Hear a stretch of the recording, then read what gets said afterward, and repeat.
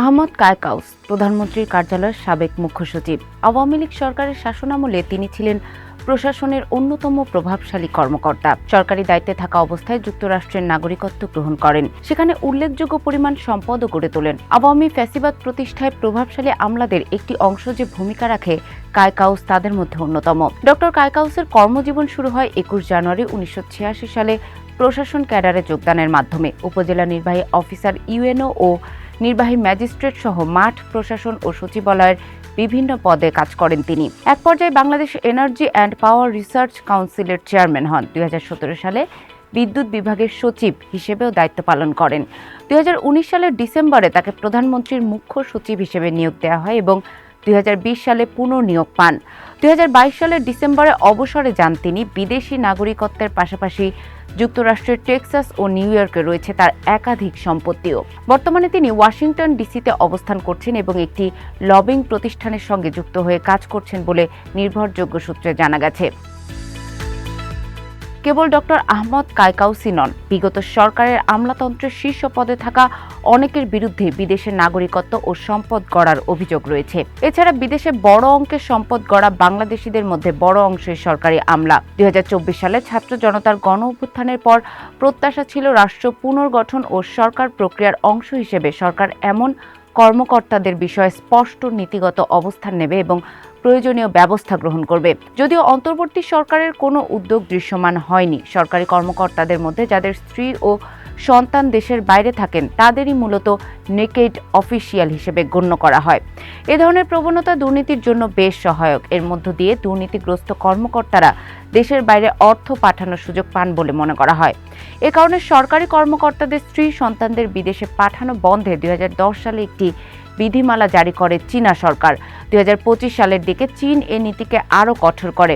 Beijing স্পষ্ট জানিয়ে দেয়, উচ্চ পদস্থ সরকারি কর্মকর্তাদের পরিবারকে দেশে ফেরাতে হবে, অন্যথায় ছাড়তে হবে পদ।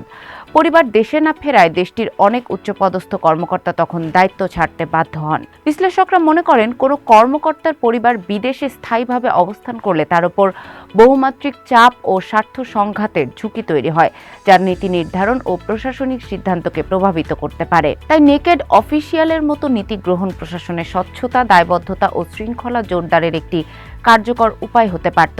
আমলাদের দুর্নীতি নিয়ন্ত্রণে অন্তর্বর্তী সরকার এখন পর্যন্ত কোনো কার্যকর ও দৃশ্যমান পদক্ষেপ নেয়নি বলে জানিয়েছেন সাবেক সচিব ও বাংলাদেশ লোক প্রশাসন প্রশিক্ষণ কেন্দ্রের সাবেক রেক্টর AKM আব্দুল আওয়াল মজুমদার। বণিক বার্তাকে তিনি বলেন, 5 আগস্টের পর দেশে যে পরিবর্তনের প্রত্যাশা তৈরি হয়েছিল, দুর্নীতি দমনের প্রশ্নে তার প্রতিফলন দেখা যাচ্ছে না। বিশ্বের বিভিন্ন দেশে, বিশেষ করে চীনে আমলাদের দুর্নীতি নিয়ন্ত্রণে কঠোর নীতি অনুসরণ করা হয়। সেখানে যেসব সরকারি কর্মকর্তা বা তাদের পরিবার সদস্যরা বিদেশি নাগরিকত্ব গ্রহণ করেন তাদের উচ্চ পদে পদায়ন করা হয় না। অনেক সরকারি কর্মকর্তা আগে পরিবারের সদস্যদের বিদেশে পাঠান, পরে নিজেরাও বিদেশে স্থায়ী হওয়ার পথ তৈরি করেন। একই সঙ্গে তারা দেশে গুরুত্বপূর্ণ সরকারি দায়িত্ব পালন করেন। এ দ্বৈত অবস্থান গ্রহণযোগ্য নয়। রাষ্ট্রীয় ক্ষমতার কেন্দ্রে অবস্থান করা ব্যক্তিদের ব্যক্তিগত নিরাপত্তা ও ভবিষ্যৎ জীবনের ভিত্তি যদি দেশের বাইরে গড়ে ওঠে, তবে নীতি নির্ধারণে স্বার্থ সংঘাতের ঝুঁকি তৈরি হয়। দীর্ঘদিন ধরে এমন আলোচনা রয়েছে, কিন্তু বাস্তবে এ বিষয়ে কোনো স্পষ্ট নীতিমালা বা বাধ্যতামূলক প্রকাশ ব্যবস্থা গড়ে ওঠেনি। চাকরি বিধিতে দ্বৈত নাগরিকত্ব নিষিদ্ধ থাকলেও তা কার্যকরভাবে তদারকির কোনো কাঠামো নেই। সম্পদের বিবরণী জমা দেওয়ার নিয়ম থাকলেও বিদেশের সম্পদ বা পরিবারের অবস্থান নিয়ে যাচাই বাছাইয়ের উদ্যোগ খুব সীমিত। রাজনৈতিক বিশ্লেষকদের মতে 5 আগস্টের পর সংস্কার প্রক্রিয়া মূলত প্রতিষ্ঠান কেন্দ্রিক ছিল, কিন্তু আমলাতন্ত্র নিজেই একটি শক্তিশালী শ্রেণী, যাদের হাতে নীতি নির্ধারণ ও বাস্তবায়নের ক্ষমতা কেন্দ্রীভূত। তাদের জীবনযাপন, সম্পদের উৎস ও ভবিষ্যৎ নিরাপত্তা নিয়ে প্রশ্ন না তুললে সংস্কার আংশিক থেকে যায়। তাদের মতে বিদেশের সম্পদ ও পরিবার থাকা শুধু নৈতিক বা আর্থিক বিষয় নয়, এটি রাষ্ট্রীয় ক্ষমতার সঙ্গে ব্যক্তিগত স্বার্থের সম্পর্কের প্রশ্নও বটে।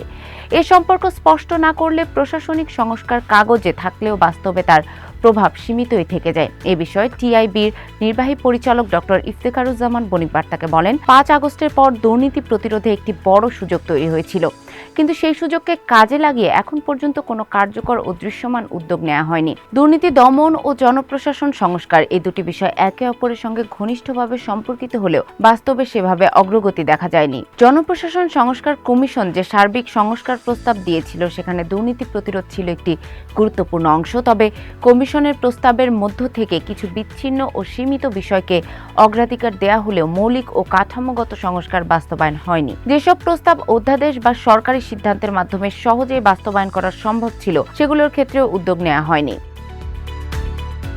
খোঁজ নিয়ে জানা গেছে, উচ্চ পদে নিয়োগের ক্ষেত্রে সরকারি কর্মচারীদের বিদেশি নাগরিকত্বের বিষয়ে একসময় তীব্র কড়াকড়ি ছিল। আগে সরকারি কর্মচারীরা বিদেশি কোনো নাগরিককে বিয়েও করতে পারতেন না। ১১ সরকারের আমলে পররাষ্ট্র ক্যাডারের ১৯৮২ ব্যাচের এক কর্মকর্তা বেলজিয়াম প্রবাসী একজনকে বিয়ে করার অনুমতি চান। সে সময় সরকার সেটি আমলে নিয়ে নিয়ম শিথিল করে। পরবর্তী সময়ে ধীরে ধীরে এসব ক্ষেত্রে ছাড় দেওয়া হয়েছে। শেখ হাসিনার নেতৃত্বাধীন আওয়ামী লীগ সরকারের আমলে দেশের অর্থনীতিতে অনিয়ম ও দুর্নীতি তদন্তে বর্তমান অন্তর্বর্তী সরকার শ্বেতপত্র প্রণয়ন কমিটি গঠন করে। কমিটির প্রতিবেদনে বলা হয়েছে, ১৫ বছরের শাসনামলে সড়ক, সেতু, বিদ্যুৎ, অবকাঠামো, হাসপাতাল, শিক্ষা প্রতিষ্ঠান নির্মাণ সহ বিভিন্ন সরকারি কর্মকাণ্ডের জন্য প্রায় ৭ লাখ কোটি টাকা ব্যয় হয়েছে।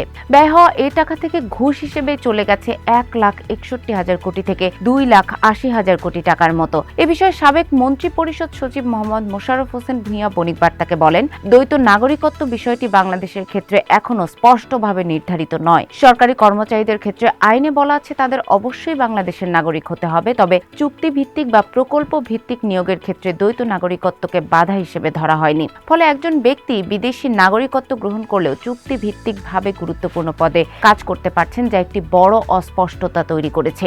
দ্বৈত নাগরিক কেউ এমপি বা মন্ত্রী হতে পারেন না, কারণ এসব পদে থাকলে শুধু বাংলাদেশের নাগরিক হতে হয়। কিন্তু একই ব্যক্তি যদি চুক্তিভিত্তিকভাবে সচিব বা উচ্চ প্রশাসনিক পদে থাকতে পারেন তাহলে সেটি যুক্তিসঙ্গত বৈপরীত্য তৈরি করে। অর্থাৎ যাকে মন্ত্রী হওয়ার জন্য বিশ্বাস করা যায় তাকেই আবার প্রশাসনের শীর্ষ পদে বিশ্বাস করা হচ্ছে। এটি পরিষ্কার অসামঞ্জস্য।